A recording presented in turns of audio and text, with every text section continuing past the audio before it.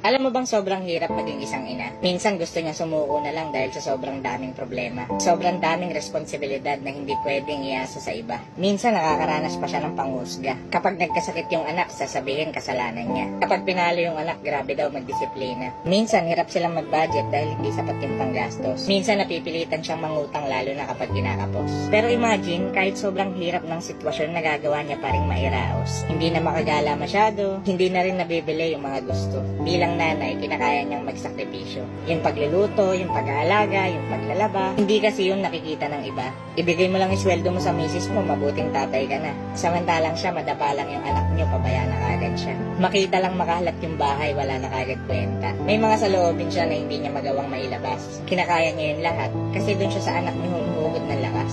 Isang tingin lang sa anak niyo, nakakalimutan niya lahat ng problema. Nakakapagod maging isang ina. Pero kahit suko na siya, hindi siya pwedeng magpahinga.